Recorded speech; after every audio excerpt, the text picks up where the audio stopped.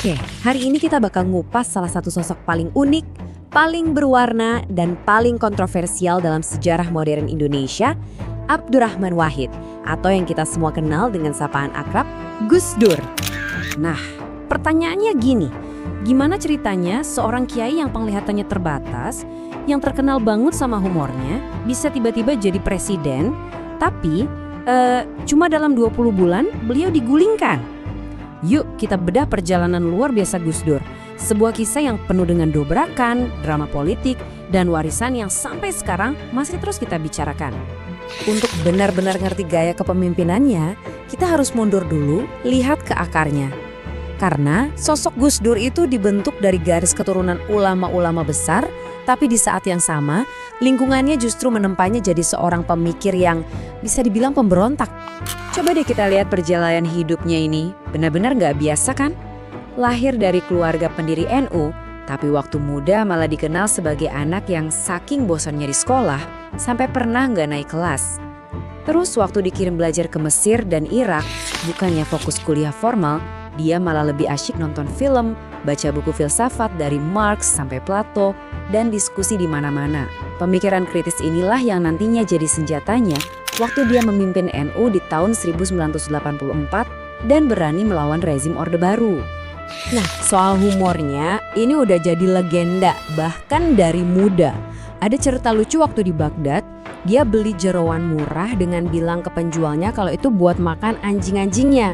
Padahal anjing-anjing yang dia maksud itu teman-teman satu kosnya yang lagi nggak punya uang. Ini nunjukin bukan cuma soal lucu-lucuan ya, tapi juga kecerdasan dan akalnya buat bisa bertahan hidup. Oke, kita lompat sekarang ke tahun 1998. Soeharto jatuh dan kondisi politik Indonesia itu, wah kacau balau. Nggak ada yang tahu siapa bakal jadi apa. Dan justru di tengah kekacauan inilah sebuah pintu terbuka untuk seorang pemimpin yang sama sekali nggak ada dalam prediksi siapapun. Lihat deh hasil pemilu 999 ini.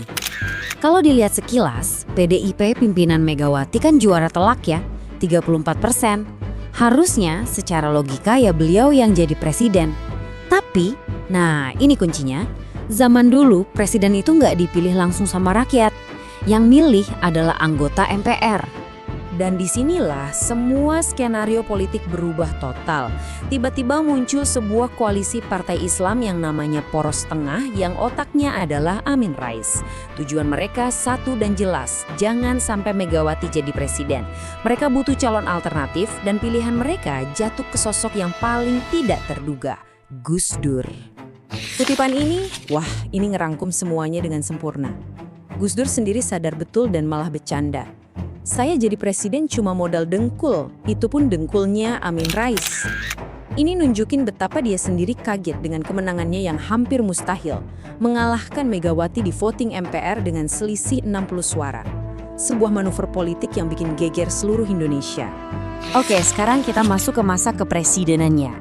Dan jujur ini bagian yang paling gila. Dalam waktu yang super singkat, cuma 20 bulan, Gus Dur ngelakuin serangkaian gebrakan yang benar-benar mengguncang fondasi kekuasaan Orde Baru sampai ke akar-akarnya. Coba deh kita bandingin. Ini bedanya kayak siang dan malam. Pers yang tadinya dibungkam langsung dia bebaskan dengan membubarkan Departemen Penerangan.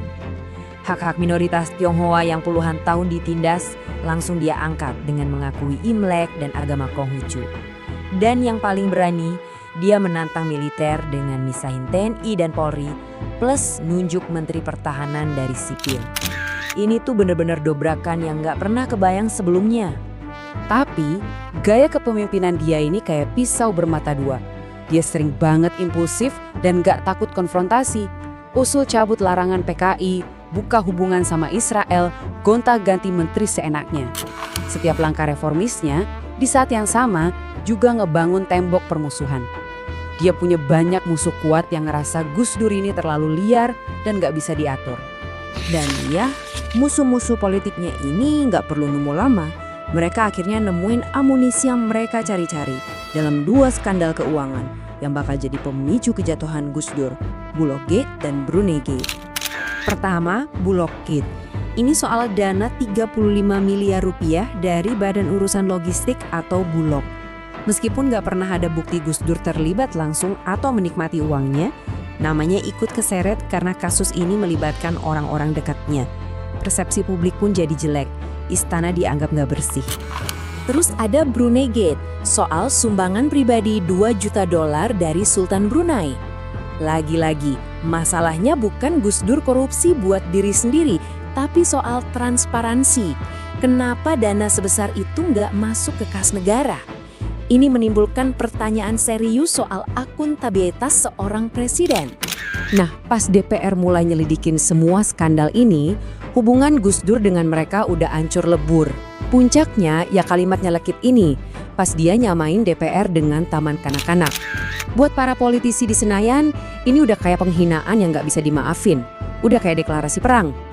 Merasa dipojokkan dan yakin bahwa ini adalah upaya kudeta politik, Gus Dur ngambil satu langkah terakhir yang super dramatis dan penuh resiko. Sebuah langkah pertaruhan terakhir. Dan puncaknya terjadi di satu hari yang kacau balau, 23 Juli 2001. Dini hari, dia nekat ngeluarin dekret buat membekukan parlemen. Tapi apa yang terjadi?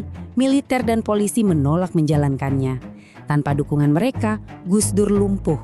Cuma dalam hitungan jam, MPR langsung gerak cepat, gelar sidang istimewa, dan memaksulkan dia. Kekuasaannya berakhir dalam sekejap. Dan cara dia keluar istana itu sama nyentriknya dengan cara dia memimpin. Cuma pakai kaos oblong dan celana pendek, dia keluar melambaikan tangan ke pendukungnya. Ini bukan sekedar pakaian santai loh. Ini adalah pesan simbolis yang sangat kuat ke jutaan pengikutnya. Tetap tenang, jangan ada pertumpahan darah. Dia lebih milih damai daripada mempertahankan kekuasaan. Kepresidenannya emang singkat dan berakhir tragis. Tapi cerita Gus Dur nggak berhenti di situ. Justru sebaliknya, setelah nggak lagi berkuasa, pengaruh moralnya sebagai bapak pluralisme Indonesia malah semakin kuat dan semakin besar. Dia selalu yakin nggak bersalah dalam semua skandal itu dan ngeluarin kalimat legendaris ini. Biarkan sejarah yang menjawab. Dia nggak pernah menyerang balik lawan politiknya yang udah menjatuhkan dia. Sebuah sikap negarawan yang luar biasa langka. Dan sejarah pelan-pelan mulai menjawab. Tuduhan korupsi yang dialamatkan ke dia nggak pernah terbukti di pengadilan. Dia justru makin dihormati sebagai penjaga demokrasi dan toleransi. Yang paling menyentuh, ada bukti kesederhanaannya. Putrinya pernah cerita kalau seorang mantan presiden kayak Gus Dur sampai harus minta uang 5 juta rupiah cuma buat pegangan sehari-hari. Ini bukti nyata bahwa dia adalah pribadi yang gak korup. Ini ninggalin kita sama satu pertanyaan besar. Kekuasaannya emang cuma 20 bulan, tapi kenapa ya ide, gagasan, dan semangatnya tentang kemanusiaan, keadilan, dan keberagaman itu terus hidup dan relevan sampai hari ini? Mungkin warisan terbesarnya bukanlah apa yang ia lakukan sebagai presiden, tapi nilai-nilai yang ia perjuangkan sebagai seorang manusia sepanjang hidupnya.